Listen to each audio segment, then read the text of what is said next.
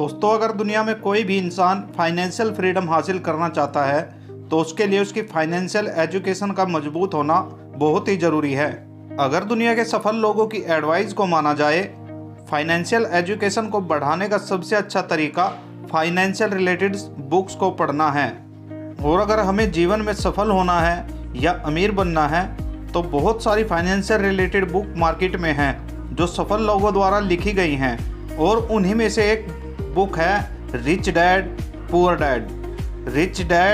Dad, जो कि Robert Kiyosaki द्वारा लिखी गई है। दोस्तों, ये एक ऐसी बुक है जिसे पढ़कर बहुत सारे लोग सफल हुए हैं और इस बुक के माध्यम से लाखों लोगों की जिंदगियां बदली है।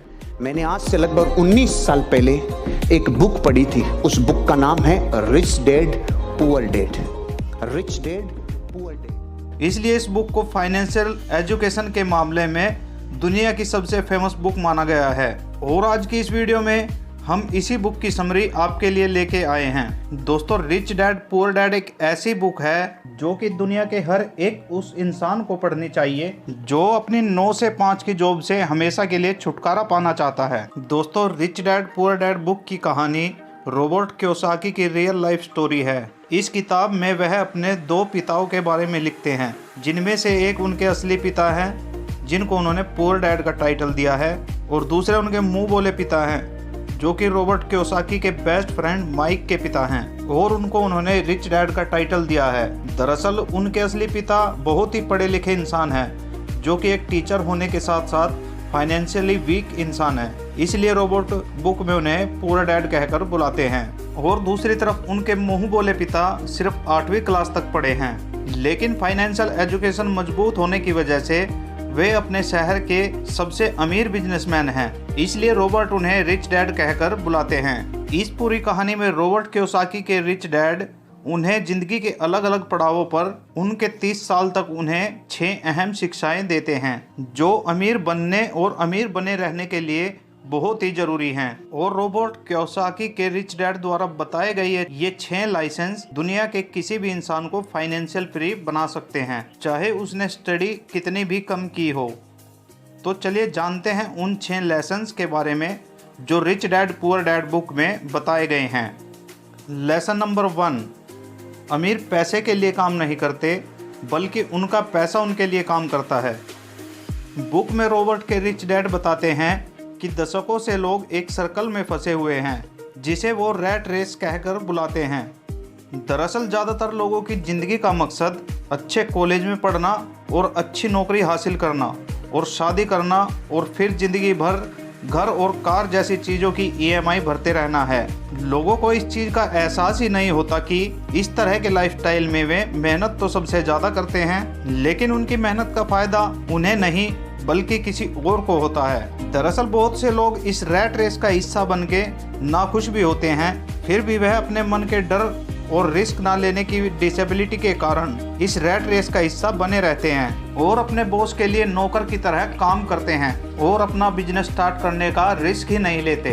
तो रिच डैड कहते हैं कि इंसान को सबसे पहले अपने डर को ख़त्म करना चाहिए और इस रैट रेस से बाहर निकलना चाहिए, और फिर कुछ ऐसा करना चाहिए कि आप पैसे के लिए काम ना करें बल्कि आपका पैसा आपके लिए काम करे। लेसन नंबर 2, पैसा बचाना पैसे कमाने से ज़्यादा ज़रूरी है।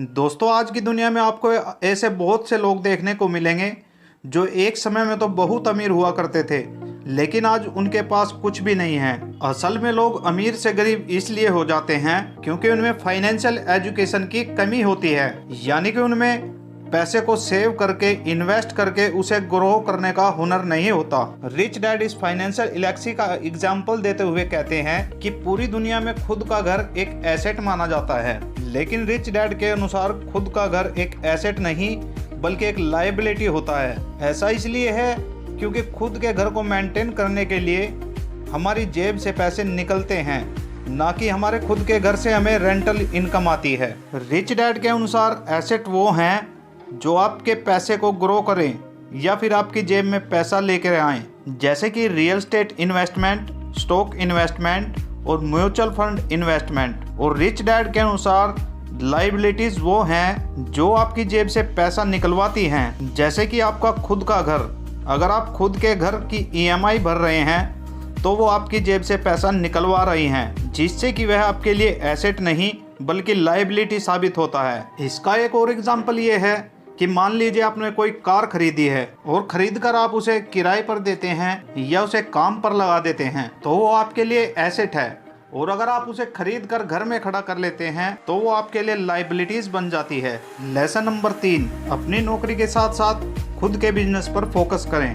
दोस्तों, रॉबर्ट बताते हैं कि मैं जब भी किसी इंसान से पूछता हूँ कि आप क्या काम करते हैं, तो जवाब मिलता है कि मैं बैंकर हूँ, मैं डॉक्टर हूँ या फिर मैं टीचर हूँ। तो मैं उनसे पूछता हूँ कि क्या आपका खुद का बैंक है या खुद का हॉस्पिटल है या खुद का स्कूल है, तो उन सब का जवाब बिल्कुल सेम होता है, नहीं मैं वहाँ जॉब करता हूँ। तो रॉबर्ट कहते हैं यानी वहाँ आप एक नौकर हैं। तो आपका खुद का काम क्या है, आप अपने लिए क्या काम करते हैं? तो जवाब मिलता है कुछ भी नहीं। और ऐसे बहुत से लोग दूसरों के लिए काम करके दूसरों को अमीर बनाने में अपनी पूरी जिंदगी निकाल देते हैं। तो इसलिए रॉबर्ट कहते हैं आप अपनी जीविका चलाने के लिए जॉब तो करते रहें, लेकिन साथ साथ खुद के किसी बिजनेस पर फोकस करें। और यकीन मानिए आप जॉब के साथ साथ अपने बिजनेस एम्पायर का किंग बन सकते हैं। भले ही आप कोई बड़ी कंपनी ना खड़ी करें, बल्कि अपने लिए कुछ ऐसे एसेट्स तैयार करें जो कि आपके खुद के हों, जो आपको अमीर बनाए, ना कि किसी और को।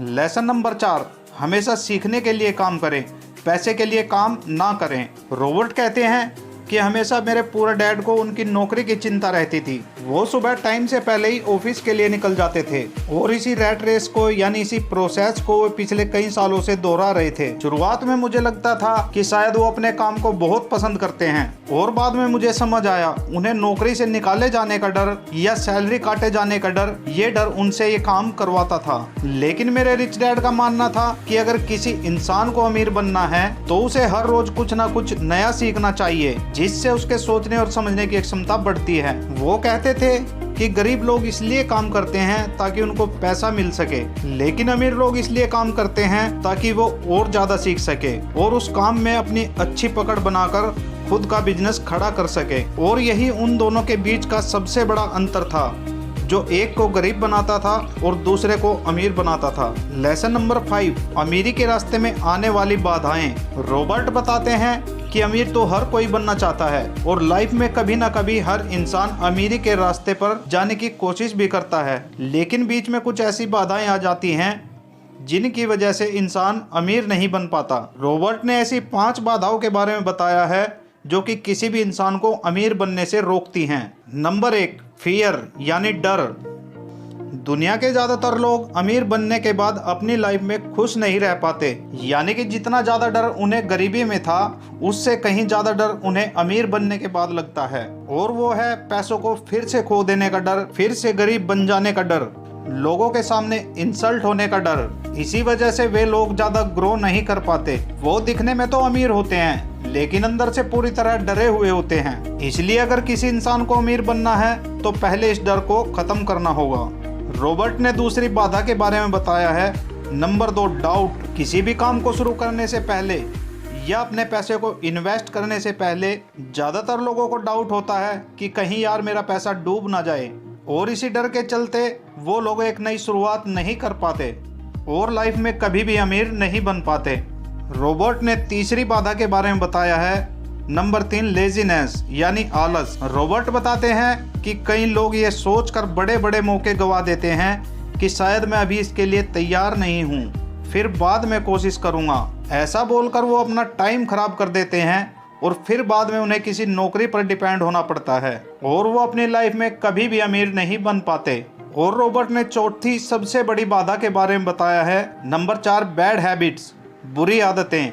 रॉबर्ट कहते हैं ज़्यादातर गरीब लोग अपने बिल्स पे करने में देरी कर देते हैं और अमीर लोग अपने बिल्स को सबसे पहले पे करते हैं। अमीर लोग अपने पैसे का कुछ % हिस्सा इन्वेस्टमेंट के लिए पहले ही निकाल लेते हैं और उसके बाद पर्सनल खर्चे करते हैं, लेकिन गरीब लोग सबसे पहले अपने काम करते हैं और अपने शौक की चीजें खरीदते हैं और बाद में उनके पास इन्वेस्टमेंट के लिए कुछ भी नहीं बचता। और ये आदत अमीर इंसान को और ज्यादा अमीर बनाती है और गरीब को और ज्यादा गरीब बनाती है। और जिस 5वीं बाधा के बारे में रॉबर्ट बताते हैं उसका नाम है ईगो यानी नजरिया।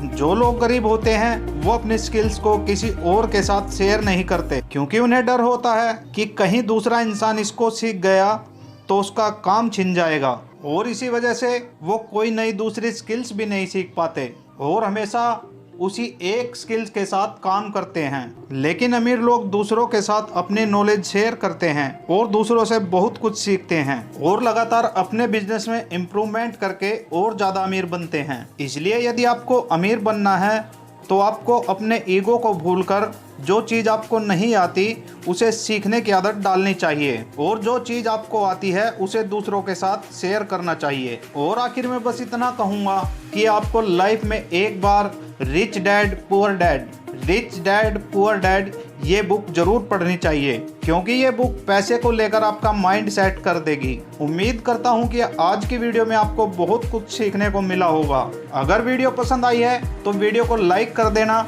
और ऐसी ही वीडियो देखते रहने के लिए हमारे चैनल ट्रू मोटिवेटर को सब्सक्राइब कर देना। जल्दी ही मिलेंगे आपको अगले वीडियो में।